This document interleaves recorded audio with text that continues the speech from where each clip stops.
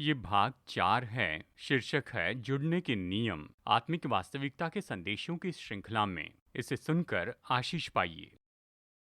ठीक है, देखिए आज तो इस महीने का आखिरी रविवार है और जैसे हम सामान्य रूप में करते हैं हर महीने के आखिरी रविवार को, जिसे हम अलौकिक रविवार कहते हैं। इसका मतलब ये नहीं कि दूसरे दिन अलौकिक नहीं हैं, दूसरे रविवार अलौकिक नहीं हैं। हम प्रतिदिन परमेश्वर के साथ और उसकी आत्मा की सामर्थ में चलते हैं। हम अपेक्षा कर सकते हैं कि प्रभु हमारे जीवन में काम करें। देखिए हम क्या करते हैं, हर महीने के आखिरी रविवार को हम इस सभा को लोगों की चंगाई और छुटकारे के लिए समर्पित करते हैं। हम लोगों के लिए प्रार्थना करते हैं, परमेश्वर को उनके जीवन में काम करते हुए देखते हैं, यही करते हैं हमारे व्यक्तिगत सभाओं में। लेकिन हम यहाँ पर इसे जारी रखेंगे ऑनलाइन में, और मैं बस परमेश्वर पर विश्वास करता हूँ कि वो आपके जीवन में काम करें, आपकी ज़रूरत पूरी करें। चाहे आपको चंगाई चाहिए आपके शरीर में, आपकी भावनाओं में, शायद आपके जीवन की परिस्थितियों में हस्तक्षेप चाहिए, शायद चुनौतियां हो आपके दफ्तर में, व्यवसाय में या धन के क्षेत्र में या फिर संबंधों में। देखिए मायने ये रखता है कि हम परमेश्वर पर उसके हस्तक्षेप के लिए विश्वास रखें। शायद कुछ कानूनी मामले चल रहे हैं, हम चाहते हैं कि परमेश्वर उसमें हस्तक्षेप करें, या प्रॉपर्टी के मामले चल रहे हैं, हम चाहते हैं परमेश्वर हस्तक्षेप करें। हमने देखा है परमेश्वर बार बार अद्भुत काम करते हैं और इसी के लिए हर महीने के आखिरी रविवार को अलग रखते हैं। हम बहुत ही सरल संदेश प्रचार करते हैं और फिर हम प्रार्थना करते हैं और प्रभु पर विश्वास करते हैं कि वो ये काम करें। तो देखिए अब हम ऐसा ही करने वाले हैं। पिछले कई हफ्तों से जो हम संदेशों की श्रृंखला चला रहे हैं उसमें आगे बढ़ेंगे। हम चर्चा कर रहे हैं आत्मिक वास्तविकता के बारे में, तो हम इन्हीं संदेशों में आगे बढ़ेंगे और आज तो भाग 4 हैं हमारे संदेशों की श्रृंखला आत्मिक वास्तविकता में। मैं बहुत ही सरल शब्दों में इसे आपको बताऊंगा ताकि ये हमारे दिल में विश्वास उभारे और प्रोत्साहित करें, और फिर हम प्रार्थना के समय में जाएंगे और प्रभु पर विश्वास करेंगे कि वो हमारे जीवन में काम करें। तो मैं चाहता हूँ आप अपेक्षा कीजिए इस समय में जहाँ आप सुन रहे हैं। देखिए अपेक्षा तो सच में बहुत बड़ी बात है। जहाँ तक कि परमेश्वर के कामों की बात आती है, प्रभु के चमत्कारों की बात आती है, कम अपेक्षा का अर्थ है कम चमत्कार। महान अपेक्षा का अर्थ है महान चमत्कार, और आप परमेश्वर को महान काम करते देखेंगे। परमेश्वर हमारी अपेक्षाओं के द्वारा खींचे जाते हैं, ये उसे खींचता है, यानी परमेश्वर के कामों को। तो आप परमेश्वर से अपेक्षा कीजिए कि वो आज आपके जीवन में अलौकिक रूप में काम करें, और वो ऐसा ही करेंगे। अब हम कुछ समय परमेश्वर के वचन में बिताएंगे, और जैसे मैंने आपको बताया ये भाग 4 हैं संदेशों की श्रृंखला में आत्मिक वास्तविकताओं में, और हम पिछले कुछ हफ्तों से इस पर चर्चा कर रहे हैं। और अगर आप इसके पहले के संदेशों को चूक गए हैं तो प्रोत्साहित करूंगा, आप इसे YouTube पर देख सकते हैं या हमारी चर्च वेबसाइट पर जाइए apcwo.org/sermons, जहां पर हमारे सारे रविवार के संदेश उपलब्ध हैं। वहां पर सरमन नोट्स भी हैं, आप उन्हें डाउनलोड कर सकते हैं। मैं ऐसा करने के लिए प्रोत्साहित करता हूँ। सरमन नोट्स डाउनलोड कीजिए, संदेश सुनिए, ताकि आप उसमें से ज़्यादा ले सकें। अब देखिए अब हमने इस सीरीज़ में अब तक क्या किया है, यानी हमने अदृश्य संसार की वास्तविकता को समझने की कोशिश की है कि अदृश्य संसार है, ये वास्तविक है, असली क्षेत्र है। हालांकि इसे छू नहीं सकते हैं हमारे स्वाभाविक ज्ञानेंद्रियों से, यानी ये तो हमारे स्वाभाविक ज्ञानेंद्रियों से बिल्कुल बाहर हैं, इसलिए हम इसे अदृश्य क्षेत्र या आत्मिक क्षेत्र कहते हैं। लेकिन ये असली क्षेत्र हैं। हमने ये कहा है कि परमेश्वर आत्मा है और वो इस अदृश्य क्षेत्र में रहते हैं। ये समय के बाहर का क्षेत्र है, ये अनंत काल का क्षेत्र है। परमेश्वर अनंत काल के अब में रहते हैं, और वो जैसे हम जानते हैं समय के शुरू और अंत में हैं, और उसी के साथ साथ वो अनंत काल के अब में वास करते हैं। और यानी देखिए ये जो आत्मिक क्षेत्र है, परमेश्वर जो आत्मिक क्षेत्र में है उसने इस स्वाभाविक क्षेत्र को बनाया, इसलिए स्वाभाविक क्षेत्र आत्मिक क्षेत्र से बाहर आया है। इसलिए स्वाभाविक की हर एक चीज आत्मिक की अधीनता में है। और फिर हमने चर्चा की कि स्वाभाविक क्षेत्र के बारे में परमेश्वर का दृष्टिकोण, यानी परमेश्वर सब कैसे देखते हैं जो कि हो रहे हैं हमारे संसार में स्वाभाविक क्षेत्र में। इस सीरीज के दूसरे भाग में हमने इसे देखा है। और फिर भाग 3 में पिछले हफ्ते हमने देखा विश्वासी का दृष्टिकोण, यानी विश्वासी होने के नाते कि मैं कैसे जुड़ सकता हूँ, मैं कैसे आत्मिक क्षेत्र को देख सकता हूँ। एक बात के बारे में हमें सचेत रहना है कि हम तो सच में आत्मिक व्यक्ति हैं। परमेश्वर ने हमारे आत्मा, प्राण और शरीर को बनाया और आप एक आत्मिक व्यक्ति हैं। और ये प्राण और शरीर हमें दिया गया है कि हम इस स्वाभाविक संसार में जुड़ सकें। लेकिन हम तो सच में आत्मिक व्यक्ति हैं और इसलिए हमारे आत्मिक कामों को बढ़ाने के लिए, जैसे कि हमने मनुष्य की आत्मा के साथ काम बताए हैं, उन आत्मिक कामों को बढ़ाना ये बहुत महत्वपूर्ण है। अब फिर आत्मिक से स्वाभाविक में जीना सीखना तो बहुत ही महत्वपूर्ण है। यानी ये सब कहने के बाद हम इसे और भी आगे बढ़ाना चाहते हैं आज के दिन, और फिर अगले रविवार इसे आगे देखेंगे। और आज हम इसमें जुड़ने के नियम के बारे में कहेंगे। यानी हम यही कहने की कोशिश कर रहे हैं कि विश्वासी के नाते हम कैसे आत्मिक क्षेत्र में जुड़ सकते हैं ताकि हम बदलाव लाएं या फिर स्वाभाविक क्षेत्र में बदलाव ला सकें। यानी ऐसी कुछ चीज़ें जो हमारे संसार में स्वाभाविक क्षेत्र में हैं, जिनका हम सामना करते हैं, मुश्किलें हो या पहाड़ हो, रुकावट हो या हर तरह की समस्याएं हो, और हमें ये समझना होगा कि परमेश्वर ने हमारी स्वाभाविक योग्यता में ही हमें नहीं छोड़ा है कि उन समस्याओं को हल करें, उन मामलों को हल करें। उसने ये नहीं कहा खुद ही इसे हल कर दो, ऑल द बेस्ट। प्रभु नहीं चाहते हैं कि हम इस तरह से जिएं। उसने हमें न्योता दिया है और उसने हमें इस तरह से बनाया है कि हम आत्मिक से स्वाभाविक में जीते जाएं। तो हम कैसे आत्मिक क्षेत्र में जुड़ सकते हैं जिससे हम स्वाभाविक क्षेत्र में ये सब सहते चले जाएं। जब हम समस्या का सामना करते हैं या बीमारी का सामना करते हैं तो अवश्य ऐसे कुछ काम करना है जो हमें करना चाहिए और हम करते हैं इस स्वाभाविक में, क्योंकि हम स्वाभाविक संसार में जीते। अगले रविवार इसे देखेंगे। लेकिन आज मैं बताना चाहता हूं कि हम आत्मिक संसार में कैसे जुड़ सकते हैं, कि परमेश्वर और वो जो भी है और उसने हमारे लिए जो भी उपलब्ध किया है, इसलिए वो वहाँ पर हमारी जीवन की परिस्थिति में आएगा। जिन चुनौतियों का हम सामना करते हैं, यानी जिनमें से हम होकर जाते हैं, और हम इसी के बारे में कह रहे हैं। और अगर आप सच में इसे प्रत्युत्तर देना चाहते हैं और एक एक चीज़ को देखें जो कि कर सकते हैं, तो शायद हम 25 अलग अलग चीज़ों की सूची के साथ में आए, या फिर शायद उससे भी ज़्यादा हो। इनकी हम सूची बना सकते हैं कि बाइबल ये कहती है, बाइबल ये कहती है और ये कहती है। हम ये सब कुछ कर सकते हैं कि आत्मिक क्षेत्र में जुड़ जाएं और उसे यहाँ स्वाभाविक क्षेत्र में ला सकते हैं। हम ऐसी बड़ी सूची बना सकते हैं।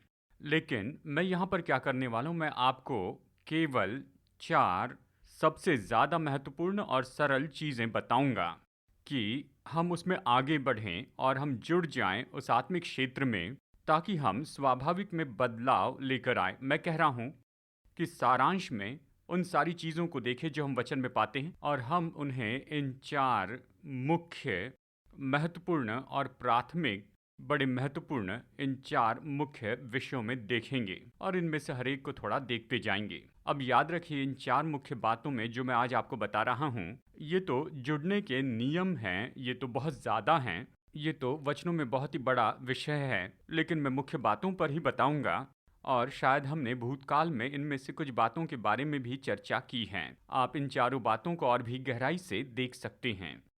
यानी देखिए, यहाँ पर जुड़ने के 4 मुख्य नियम हैं विश्वासी के लिए। अब मैं विश्वासियों से कह रहा हूँ, मैं उनसे कह रहा हूँ जो प्रभु यीशु पर विश्वास करते हैं, वचन पर विश्वास करते हैं, पवित्र आत्मा के काम पर विश्वास करते हैं। अब इस बात को याद रखें कि उद्धार न पाया व्यक्ति वो आत्मिक क्षेत्र में जुड़ सकता है, लेकिन वो तो आत्मिक क्षेत्र का अंधेरे का भाग है, और वो भी जुड़ता है शायद कुछ इसी तरह के मार्गों से, इन 4 बातों से जिसे मैंने कहा है। और उनका बिल्कुल अलग अनुभव होगा जब वो आत्मिक क्षेत्र में जुड़ते हैं। और शायद मैं आपको बताऊं कि वो क्या अनुभव करेंगे, और मैं बताऊंगा कि वो क्या करेंगे।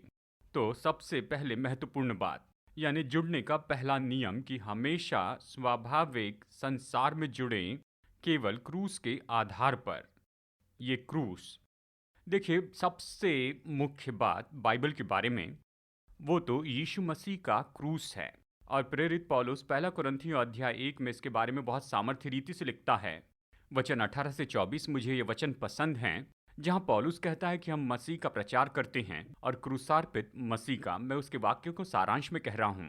पौलुस कहता है, यीशु मसीह का क्रूस या क्रूस का जो संदेश है, ये तो परमेश्वर की सामर्थ है और ये परमेश्वर की बुद्धि है।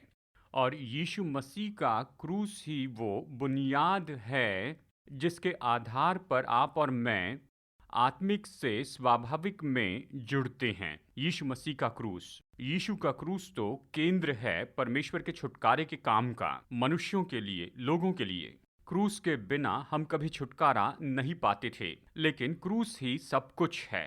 यीशु मसीह ने क्रूस पर हमारे लिए जो किया है वही सब कुछ है। परमेश्वर ने अपने इकलौते पुत्र को नहीं रख छोड़ा, लेकिन हमारे लिए उसे सेंत में दे दिया, और इसलिए उसके साथ वो हमें सब कुछ सेंत में जरूर देगा।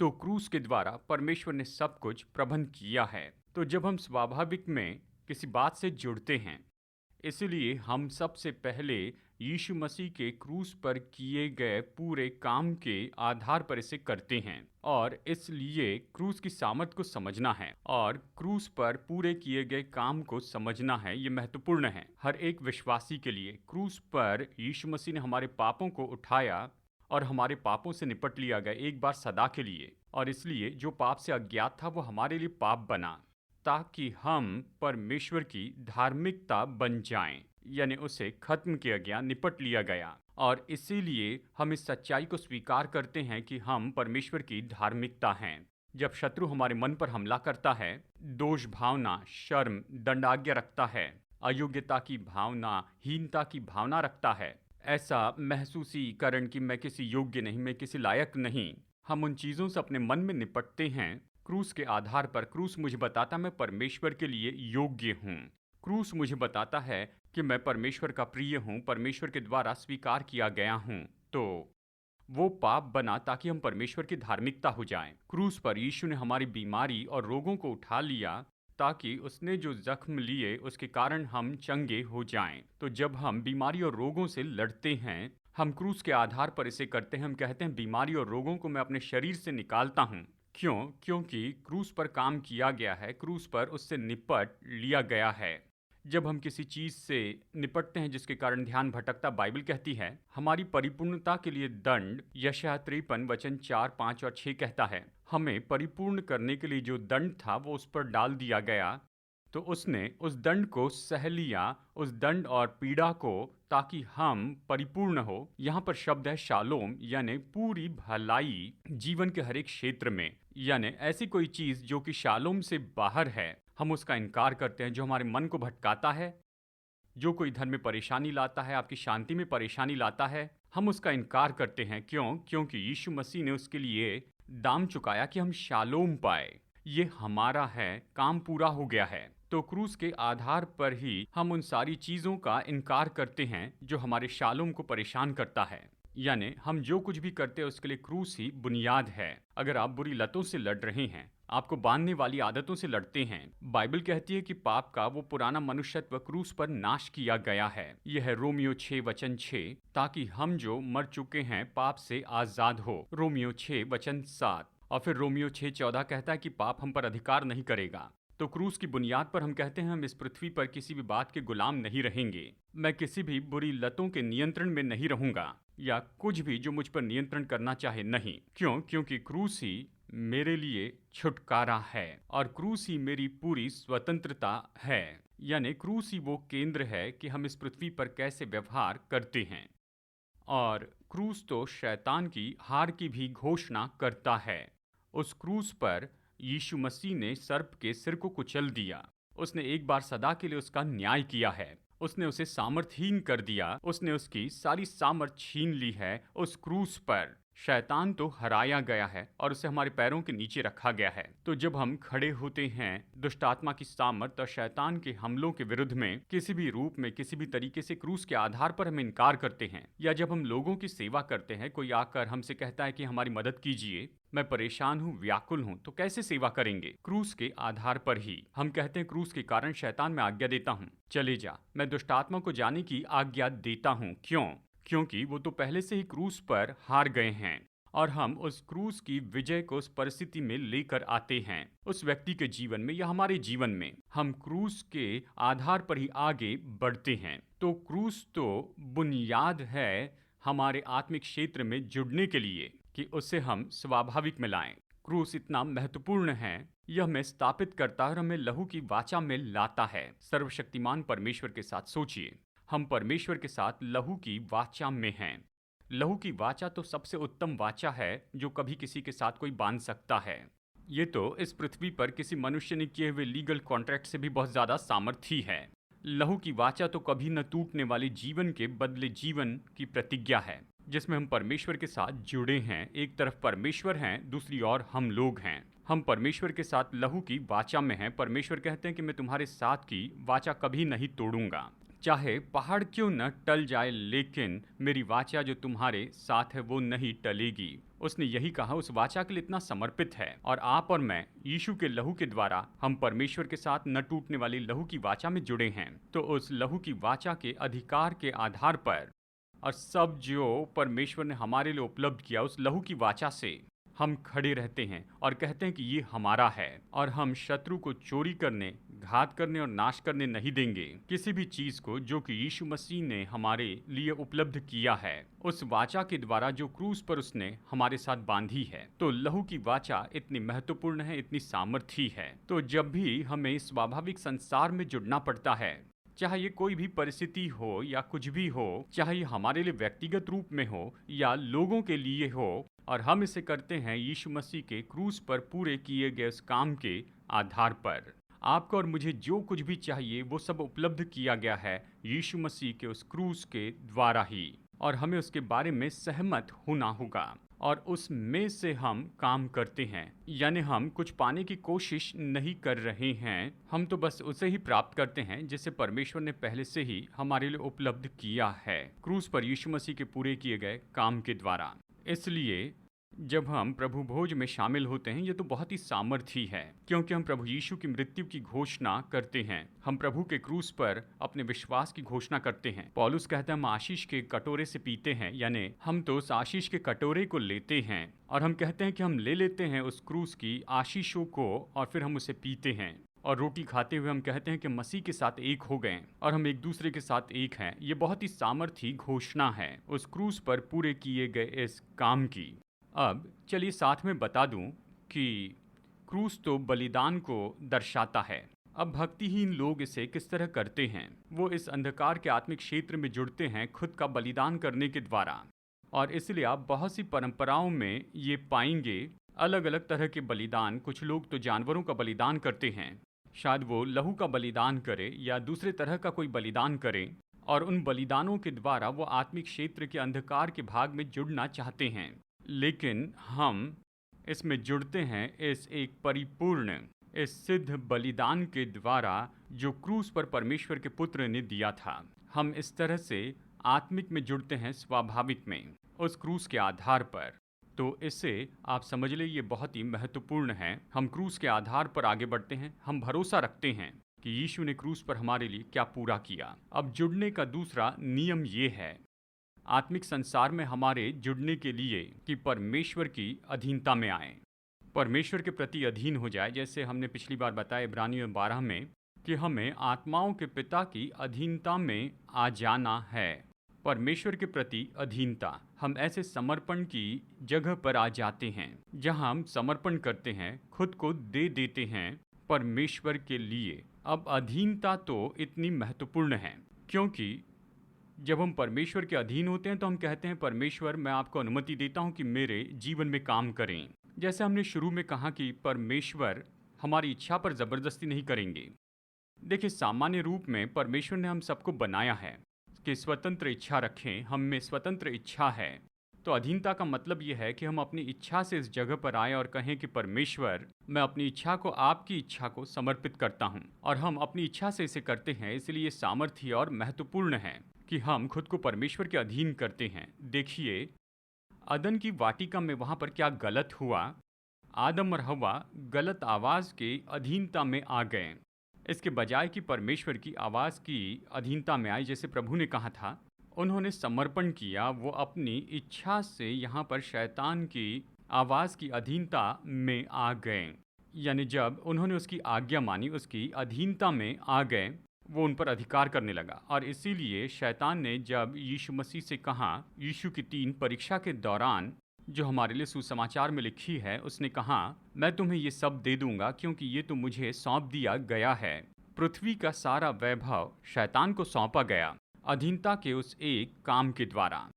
अदन की वाटिका में यही तो हुआ था, लेकिन अब नए नियम में बाइबल हम विश्वासी से कहती है कि तुम खुद को परमेश्वर के अधीन कर दो, शैतान का सामना करो और वो भाग जाएगा। मतलब आदम शैतान की अधीनता में आया, बाइबल कहती परमेश्वर के अधीन हो जाओ, शैतान का सामना करो तो वो भागेगा। अधीनता बहुत ही महत्वपूर्ण है। तो अधीनता वो चैनल है जिसके द्वारा अधिकार और सामर्थ बहती है।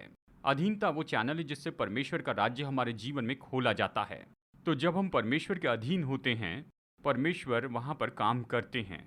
तो हम परमेश्वर के अधीन कैसे हो? हम अपनी इच्छा से समर्पण करते हैं अपने आत्मा, प्राण और शरीर को परमेश्वर ने जो कहा उसके लिए। इसलिए उसका वचन इतना महत्वपूर्ण है। जब हम वचन पढ़ते हैं कि ये देखें कि परमेश्वर ने क्या कहा, फिर हम उसकी आज्ञा मानते हैं, उसका अनुकरण करते हैं। हम अपनी इच्छा और अपने चुनाव उसमें जोड़ते हैं। हम वचन के साथ अपने निर्णय मिलाते हैं और प्रभु के प्रति अधीन होते हैं। हम तो उसके वचन की आज्ञाकारिता में चलते हैं और हम समर्पण का काम करते हैं। इसका मतलब हम परमेश्वर के लिए अपना समर्पण बताते हैं पवित्रता के जीवन के द्वारा, शुद्धता में चलने के द्वारा और भक्तिपूर्ण चुनाव करते हैं। और हम दूर रहते हैं भक्तिपूर्ण बातों से और बुरी चीज़ों से। हम यहाँ अपनी अधीनता को दिखाते हैं, हम अपने समर्पण को यहाँ पर दिखाते हैं और हम समय निकालते हैं कि प्रभु की आराधना करें, कि प्रार्थना करें और वचन पढ़ते जाएं। शायद आप कुछ समय उपवास करें और भोजन वस्तु से आप दूर रहें। यानी ये सारे समर्पण के जो काम हैं, ये इस तरह दिखाते हैं कि हम परमेश्वर के अधीन हैं। तो आप इन सारी चीज़ों को जोड़ दीजिए, उपवास और प्रार्थना जो हैं, यानी वचन पढ़ना, वचन पर मनन करना और परमेश्वर का वचन सुनना, उसके प्रति आज्ञाकारी रहना, और ये सारे समर्पण के जो काम हैं परमेश्वर के प्रति हमारी अधीनता दिखाता है और उस अधीनता के द्वारा परमेश्वर का अधिकार बहता है। तो जब हम स्वाभाविक में बदलाव देखना चाहते हैं, जानते हैं अगर हम अधीनता में नहीं रहेंगे तो ये एक समस्या होगी और ये बहुत ही मुश्किल बात है। लेकिन लोग आकर कहते हैं मेरे लिए प्रार्थना कीजिए, मैं चाहता हूं कि परमेश्वर मेरी आर्थिक परिस्थिति को हल कर दें, मैं चाहता हूं परमेश्वर मेरे विवाह की समस्याओं को दूर करें, मेरी पारिवारिक समस्याओं को हल कर दें। ये सारी बातें वो कहते हैं, लेकिन अगर हम अधीनता में चलने को तैयार नहीं, मैं कहता हूं पहले मैं आपको बता दूं वचन क्या कहता है। नहीं, मुझे वचन नहीं सुनना है, प्रार्थना कीजिए और इसे होने दीजिए। नहीं, हम आत्मिक को स्वाभाविक में ऐसे नहीं ला सकते हैं किसी तरह के कोई जादू करके। ये इस तरह से नहीं होता है। पहले हमें परमेश्वर की अधीनता में आना है। परमेश्वर के अधीन हो जाएं, शैतान का सामना करे तो वो भाग जाएगा। अब परमेश्वर दयालु प्रभु हैं, हम अभिषेक की सामर्थ समझ सकते हैं, हम जानते हैं हम लोगों की सेवा कर सकते हैं। और इसलिए ऐसा समय होता है जब हम प्रार्थना करके सेवा करते हैं। शायद वो व्यक्ति उस समय प्रभु की अधीनता में ना हो, लेकिन परमेश्वर काम करते हैं, अद्भुत चंगाई लाते हैं, छुटकारा या चमत्कार लाते हैं। और फिर उसके बाद में जब वो इसका अनुभव करते हैं वो बहुत खुश होते हैं, लेकिन उन्हें फिर चुनाव करना है।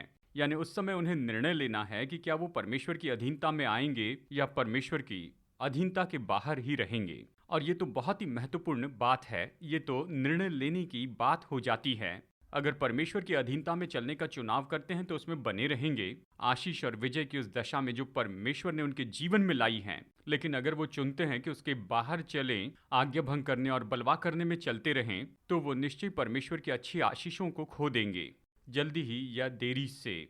तो समझ लीजिए, जब हम परमेश्वर का काम देखना चाहते हैं हमारे जीवन के किसी एक क्षेत्र में या दूसरे क्षेत्रों में, तो हमें अधीनता में आना है। ये जुड़ने का दूसरा नियम है। परमेश्वर मुझे क्या करना चाहिए ताकि मेरे जीवन के उस क्षेत्र को अधीनता में लाऊं। देखिए, कई बार विश्वासी यानी देखिए झगड़ा या बैर जिसके बारे में हम कभी नहीं सोचते, जब आप किसी से लड़ते हैं अपने जीवन साथी के साथ, या फिर आपके दफ्तर में आपके बॉस के साथ, या आपके दफ्तर में आपके सहकर्मी के साथ, जब आप झगड़ा करते हैं दूसरों के साथ, या फिर द्वेष में आते हैं या जलन में, तो देखिए ये सब चीज़ें हम शायद इसके बारे में ज़्यादा न सोचें, लेकिन यही चीज़ें परमेश्वर की अधीनता से बाहर निकालती हैं और ये शत्रु के लिए द्वार खोलते हैं। विश्वासियों के बारे में कहता हूँ, और विश्वासी झगड़े और जलन में आते हैं पीठ पीछे बोलने में और दूसरों के बारे में बुरा कहते हैं और ये सब। देखिए, आप प्रभु की अधीनता से बाहर आ रहे हैं। आप परमेश्वर के लिए समर्पण के स्थान में नहीं हैं। आप क्या कर रहे हैं? आप आने वाले शत्रु के कामों के लिए खुद को खुला रख रहे हैं। याकूब अध्याय 3 कहता है, क्योंकि जहाँ पर डाह और विरोध होता है वहाँ हर प्रकार का दुष्कर्म भी होता है। इसका मतलब जब आप जलन में चलते हैं, स्वार्थी इच्छाओं में चलते हैं जो कि आपके स्वार्थ से होती हैं, ये शत्रु के लिए द्वार खोलता है और विश्वासी के जीवन में हर बुरे काम आ जाते हैं। इसलिए ये बहुत ही महत्वपूर्ण है कि हम लोग परमेश्वर की अधीनता में रहें। इसलिए पौलुस लिखता है इफिसियों 4:27 में, शैतान को अवसर न दो। देखिए, ये तो हमारी जिम्मेदारी है कि परमेश्वर की अधीनता में रहें, कि अपना जीवन प्रभु की अधीनता में लाऊं। और मैं समर्पण के काम करता हूँ, इसका मतलब प्रार्थना करता हूँ, उसका वचन पढ़ता हूँ और उसकी आराधना करता हूँ और शायद उपवास भी करूँ और उसके चेहरे को खोजता हूँ और मैं परमेश्वर के राज्य के लिए देता चला जाता हूँ। देखिए, ये सारे जो काम है ये समर्पण के काम हैं। ये दिखाता है कि मैं परमेश्वर के प्रति अधीनता में हूँ। और ये बहुत ही महत्वपूर्ण है कि वो जो आत्मिक क्षेत्र है वो स्वाभाविक क्षेत्र में काम करते जाए। तो आप जुड़ने के इस दूसरे नियम को समझ लीजिए। ये तो परमेश्वर के प्रति अधीनता और समर्पण है। हमारे प्रतिदिन के जीवन में हम अलग अलग तरह से ये दिखाते हैं।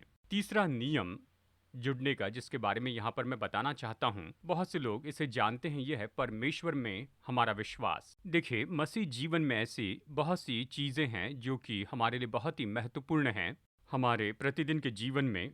लेकिन अगर आप मुझसे पूछे कि एक कौन सी चीज़ है जो बहुत महत्वपूर्ण है, और यीशु ने अपनी सेवकाई में इस पर जोर दिया है, और वो है परमेश्वर में विश्वास। जब लोग उसके पास आए, जब वो उसके पास आए चंगाई के लिए, जब वो उसके पास में आए दुष्ट आत्माओं से आज़ादी के लिए, जब वो उसके पास में आए अलग अलग ज़रूरतों के लिए, एक ही चीज़ उसने उनसे पूछी, क्या तुम विश्वास करते हो कि मैं ऐसा कर सकता हूँ?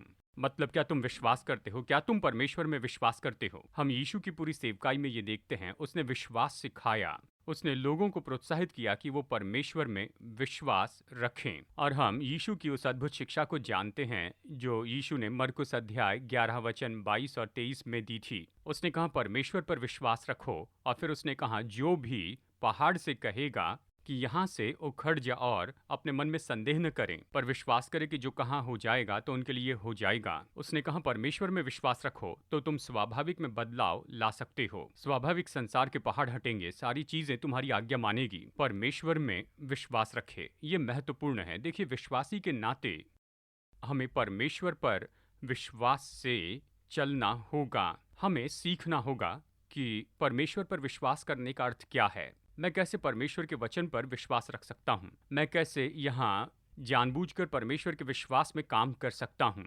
मैं अपने विश्वास को ढाल जैसे कैसे उपयोग करूं? बाइबल कहती है, विश्वास की ढाल ले ताकि शत्रु के सारे जलते हुए तीरों को बुझा सकें।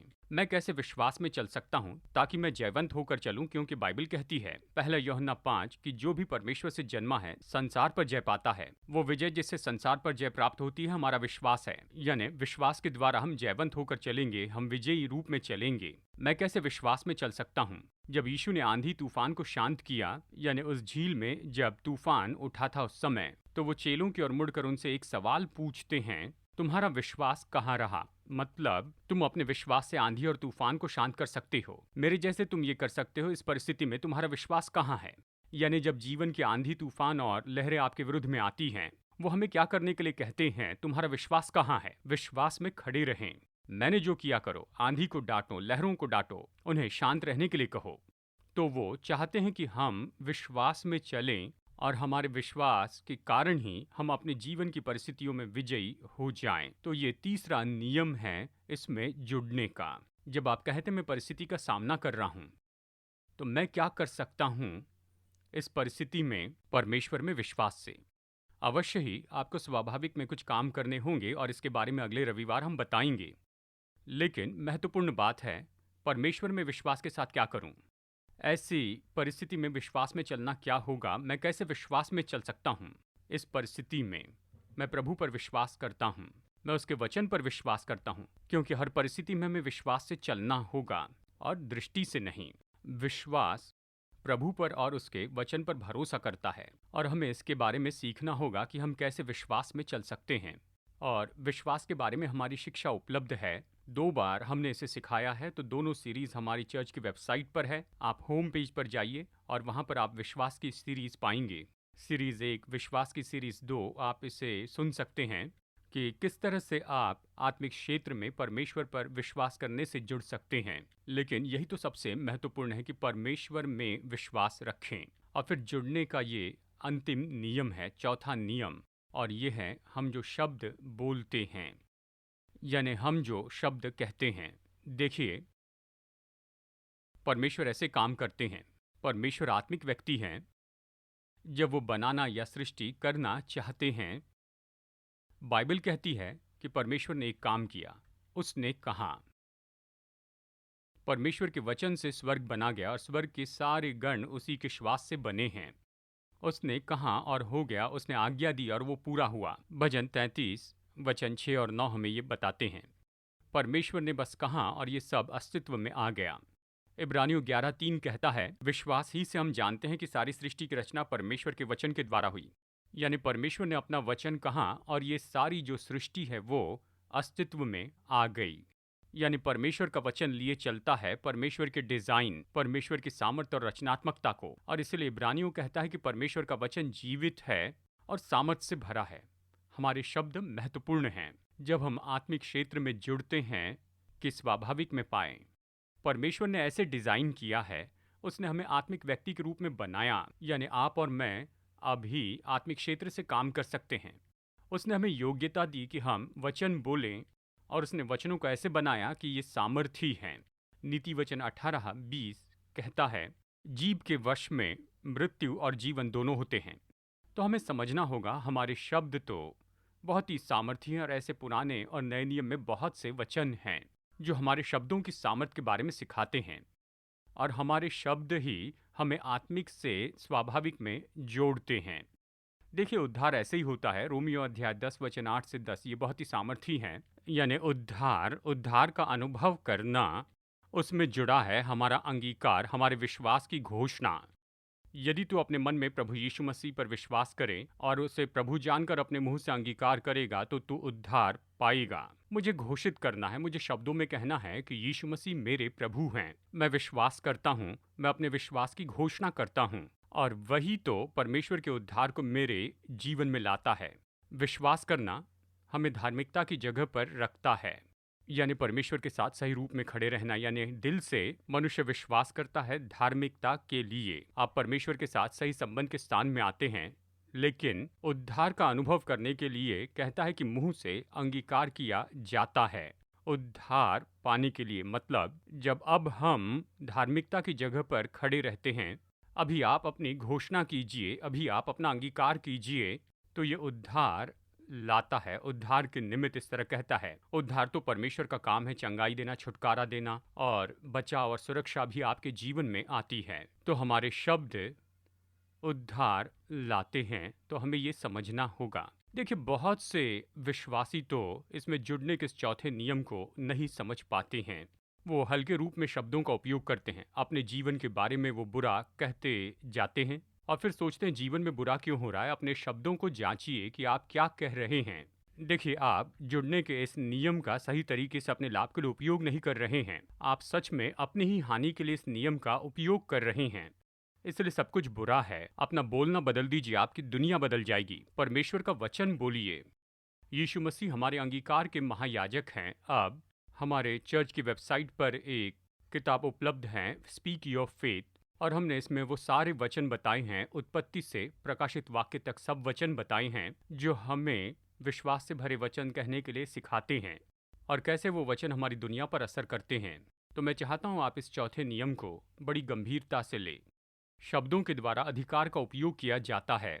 परमेश्वर ने आपको दिया अधिकार, आप उपयोग करना चाहते हैं तो क्या करना है? वचन बोलते जाइए। आप कहिए, यीशु के नाम में शैतान मैं आज्ञा देता हूँ कि चले जा। यीशु के नाम में पहाड़ दूर हो जाएं। यीशु के नाम में बीमारी को जाने की आज्ञा देता हूँ। आपके शब्द, अपने शब्दों के द्वारा आप अधिकार का उपयोग करते हैं। आप अधिकार का उपयोग करते हैं। आप शब्दों की सामर्थ्य को जान लीजिए कि आपके शब्द, देखिए आप शारीरिक व्यक्ति नहीं, आप एक आत्मिक व्यक्ति हैं। तो आपके जो शब्द हैं वो वो आत्मा से स्वाभाविक में आते हैं, आप आत्मिक से यहाँ पर स्वाभाविक में जुड़ते हैं। आपके शब्द तो कनेक्टर हैं आत्मा से स्वाभाविक में जुड़ने के लिए। तो आपको विश्वास से भरे शब्दों की सामर्थ समझनी होगी। परमेश्वर के वचन को बोलने की सामर्थ, प्रभु की प्रतिज्ञाओं को घोषित करना। इसलिए इफिसियों 6 में कहता है कि आत्मा की तलवार ले लो, जो परमेश्वर का वचन है। अगर शत्रु से लड़ना है तो क्या करना है? परमेश्वर का वचन लीजिए। तलवार का कैसे उपयोग करते हैं? ये दोधारी तलवार है जो हमारे मुंह से निकलती है। आपको परमेश्वर का वचन कहना है। आज हमने जुड़ने के 4 नियम आपको बताए हैं। नंबर 1, यीशु मसीह का क्रूस। नंबर 2, परमेश्वर के लिए हमारी अधीनता। नंबर 3, परमेश्वर में हमारा विश्वास। नंबर 4, हम जो शब्द बोलते हैं और ये वचन में सिखाया गया है। अब देखिए, जल्दी से मैं आपको ये बात बता दूं, जो उद्धार नहीं पाए हैं वो सच में आत्मिक क्षेत्र में जुड़ते हैं इन्हीं 4 सिद्धांतों से। जैसे मैंने शुरू में बताया, उनके पास बलिदान का अपना तरीका होता है जो वो चढ़ाते हैं क्रूस की तुलना में। दूसरी बात, उनके पास अपने समर्पण का अपना तरीका है। शायद वो उपवास करें और शायद वो इस तरह अपने तरीके से समर्पण करें, या समर्पण अलग अलग तरीके से वो करें, या बलिदान करना और ये सारी चीज़ें की अधीनता दिखाएं। नंबर 3, विश्वास करते हैं पर गलत बात में करते हैं। नंबर 4, वो शब्द बोलते हैं, वो श्राप कहते हैं, यानी वो हर तरह की बातें कहते जाते हैं। वो इन्हीं 4 नियमों का उपयोग करते हैं कि आत्मिक बातों में जुड़ जाए, जो कि अंधकार का क्षेत्र है। यानी इस तरह की बात वहाँ है और हम इसे समझते हैं बाइबल के दृष्टिकोण से। ये तो जुड़ने के नियम हैं जिसके कारण हम आत्मिक बातों से स्वाभाविक क्षेत्र में जुड़ सकते हैं। आज आप किस में से होकर जा रहे हैं? आप क्या चाहते हैं कि परमेश्वर कहाँ काम करें? आइए इन 4 चीज़ों का उपयोग करें। नंबर 1, आप परमेश्वर के प्रयोजन को समझें जो ज़रूरत के लिए क्रूस पर पूरा किया। नंबर 2, आपको यही करना है कि परमेश्वर की अधीनता में आना है।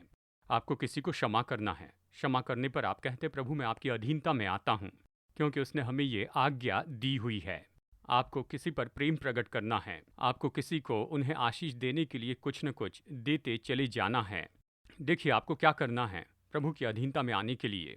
तीसरी बात, क्या उस परिस्थिति में परमेश्वर पर विश्वास कर सकते हैं? परमेश्वर, मैं प्रतिज्ञा पर विश्वास करता हूँ। उस परिस्थिति के लिए उस प्रतिज्ञा को थाम लें, विश्वास करें। विश्वास करते हुए आप कहते हैं, प्रभु आपका स्वागत है कि आप आकर मेरे जीवन की परिस्थिति में काम करें। और नंबर 4, परमेश्वर की प्रतिज्ञा घोषित करें। परमेश्वर का वचन बोलिए। आपके शब्द सामर्थी हैं, तो शब्दों का उपयोग करें अपने लाभ के लिए, अपने विनाश के लिए नहीं। अपनी आशीष के लिए वचन का उपयोग करें, अपने श्राप के लिए नहीं। वचन का उपयोग करें, परमेश्वर का वचन बोले उस परिस्थिति पर, उस मामले पर। देखिए, आज हम यही तो करने वाले हैं। अभी कुछ समय हम परमेश्वर के सामने उसकी उपस्थिति में रहकर उससे प्रार्थना करेंगे। मैं चाहता हूं कि हम एक साथ प्रार्थना करें, और चाहे आपकी जो भी ज़रूरत है आप अपेक्षा कीजिए। कहिए, परमेश्वर मैंने जो सुना है इन 4 कामों को मैं करूँगा। मैं क्रूस की ओर देखकर कहूँगा कि मेरी ज़रूरतें पूरी होती हैं। हम प्रार्थना करेंगे, प्रभु पर विश्वास करेंगे उसके स्पर्श के लिए कि आपके जीवन में उसका सामर्थ्य काम हो, और वो इसे करेंगे। और मैं आशा करता हूँ कि अभी आप प्रार्थना के लिए तैयार हैं। आपकी जो भी ज़रूरत हो, अगर शरीर में आपको चंगाई चाहिए, अगर हो सके तो आपको जहाँ पर चंगाई चाहिए वहाँ पर अपना हाथ रख दीजिए, जहाँ आप चंगाई पाना चाहते हैं। देखिए, अगर यहाँ पर हम हॉल में सभा में होते तो आप प्रार्थना की लाइन में आते और उस वक्त हमारे पास्टर आप पर हाथ रखते और कई बार तेल का अभिषेक भी करते, वो प्रार्थना करके सेवा करते। पर अभी ऐसा नहीं हो सकता। पर आपके विश्वास की क्रिया में आपको जहाँ भी चंगाई चाहिए उस जगह पर आप अपना हाथ रखिए। कुछ दिनों पहले मैंने एक गवाही सुनी जो लोगों ने मुझे बताई कि हमारे प्रार्थना के समय में कैसे हमारी पिछली सभाओं में जैसे हम इस तरह से प्रार्थना कर रहे थे तो एक व्यक्ति, उनकी किडनी में समस्या थी, माफ़ कीजिए लीवर में उन्हें समस्या थी, और उन्होंने अपने शरीर के उस भाग पर हाथ रखा और प्रभु ने चंगाई दी और वो व्यक्ति अद्भुत रीति से बदल गए। और डॉक्टर ने चेकअप करके कहा ये कैसे हो सकता है। जब डॉक्टर के पास गए तो उन्होंने कहा ये कैसे हो सकता है, सरल है। जब हमने प्रार्थना की तो उन्होंने शरीर के उस भाग पर अपना हाथ रखा और प्रभु ने उन्हें चंगाई दी, उनका लीवर ठीक हो गया। यानी आपके शरीर के किसी भी भाग में जहाँ पर आपको यीशु से चंगाई चाहिए, आप अपना हाथ वहाँ रखिए। अगर ये भावनात्मक बात है तो अपने सिर पर अपना हाथ रखिए, या आपके दिल पर, जहाँ भी आपको यीशु से चंगाई चाहिए उस जगह पर अपना हाथ रखिए। अब दूसरे लोग शायद अलग परिस्थितियों से जा रहे हैं, यानी ये तो शायद आर्थिक परेशानी हो या नौकरी से संबंधित हो या फिर विवाह से संबंधित हो, चाहे कुछ भी हो, मैं चाहता हूँ प्रार्थना के समय आप इसे परमेश्वर के सामने रखें। और जानते हैं, मैं यहाँ पर बहुत ही सरल प्रार्थना करूँगा, लेकिन यहाँ पर विश्वास खोला जाएगा और मैं जानता हूँ कि आप विश्वास में मेरे साथ में सहमत होंगे और परमेश्वर उत्तर देंगे। यीशु एक से ही हैं, कल, आज और युगान युग। वो तो हमेशा प्रेम करने वाले हैं। वो वही करुणामय प्रभु यीशु मसीह हैं। वो वही दयालु प्रभु यीशु मसीह हैं और वो वही सामर्थी यीशु हैं। वही तो जयवंत यीशु मसीह हैं। तो हम प्रार्थना करके विश्वास करेंगे, बहुत ही सरल प्रार्थना, और वो महान काम करेंगे। आइए प्रार्थना करें। पिता, मैं अपने दिल को इन सभी लोगों के साथ में जोड़ता हूँ जो अभी सुन रहे हैं। हर एक व्यक्ति अभी जहाँ भी हैं, पिता, अभी हम उनके लिए प्रार्थना करते हैं जिन्हें शरीर में चंगाई चाहिए। प्रभु यीशु मसीह के नाम में मैं हर एक बुरे कामों पर इस समय अधिकार लेता हूँ। मैं हर एक बीमारी और रोगों पर अधिकार लेता हूँ। तुम परमेश्वर की ओर से नहीं हो, और इसलिए प्रभु यीशु मसीह के नाम में मैं रोगों और बीमारियों को जाने की आज्ञा देता हूँ। और मैं आज्ञा देता हूँ कि चंगाई इनके शरीर में आए प्रभु यीशु मसीह के नाम में। प्रभु यीशु मसीह के क्रूस पर पूरे किए गए काम के कारण वचन कहता है कि उसके जख्मों के कारण आप चंगे हो चुके हैं। इसलिए मैं आपके शरीर पर चंगाई की घोषणा करता हूँ प्रभु यीशु मसीह के नाम में। अगर आपको कोई जख्म हुआ है, या हो सकता है आपके घुटने में चोट आई है या कोहनी में चोट आई है, आपका कोई एक्सीडेंट हुआ है और आपकी हड्डी किसी तरह से टूट गई है या चोट लगी है, अभी यीशु मसीह के नाम में अपनी चंगाई ले लीजिए। मैं आपके शरीर के लिए चंगाई कहता हूँ यीशु के नाम में। आपके शरीर के भीतरी अंगों के लिए अभी इसी समय आप चंगाई ले लीजिए प्रभु यीशु मसीह के नाम में। अभी प्रभु परमेश्वर, भीतरी अंगों को छूने के लिए धन्यवाद प्रभु। इनके शरीर के अंगों को आपने छू लिया, इनके भीतरी अंगों को छूने के लिए धन्यवाद प्रभु।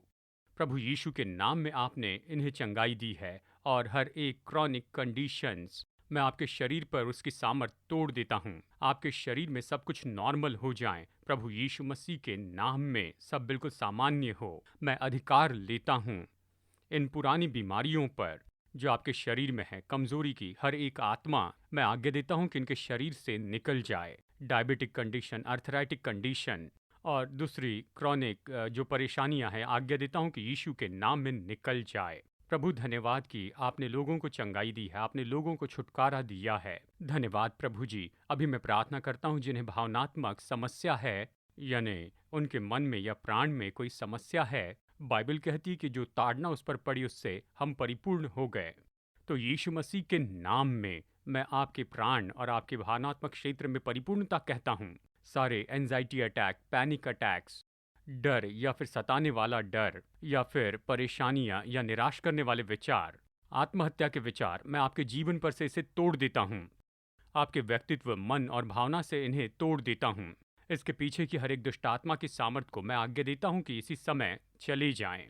हर एक चीज जिन्होंने इनके मन के सामान्य कामों में रुकावट लाई है या इनकी भावनाओं में, मैं आज्ञा देता हूँ कि वो अभी यीशु के नाम में चले जाएं और ये पूरी तरह से आजाद हो जाएं प्रभु यीशु के नाम में। क्रूस की सामर्थ के द्वारा आप पूरी तरह से आजाद हो जाएं अपनी भावनाओं में, अपने मनों में, आपकी भावनाओं में, और पूरी तरह से चंगाई हो प्रभु यीशु के नाम में। पिता, हम प्रार्थना करते हैं उन लोगों के लिए जो मुश्किलों में से होकर जा रहे हैं, जीवन की मुश्किल परिस्थितियों से।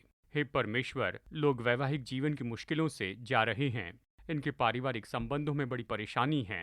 हे पिता, प्रभु यीशु मसीह के नाम में इनमें काम कीजिए। प्रभु, मैं प्रार्थना करता हूँ कि आपकी दया काम करें। आपकी दया के द्वारा इनके मन में और इनके दिमाग में बदलाव आ जाए। इनके साथ जुड़े सभी लोगों में मैं प्रार्थना करता हूँ, अलौकिक रीति से प्रभु आप एक बड़ा बदलाव लाइए। इनके साथ जुड़े लोगों के दिल और मन में कि वे चंगाई पाए और मेल मिलाप हो जाएं और इनमें आनंद आ जाए। यीशु मसीह के नाम में हम जानते हैं प्रभु कि आप इसे करेंगे, और हम चाहते हैं, मांगते हैं कि अलौकिक रीति से आप बदलाव लाइए इसमें जुड़े लोगों के मन और दिमाग में, और मेल मिलाप और चंगाई होने पाए प्रभु यीशु के नाम में।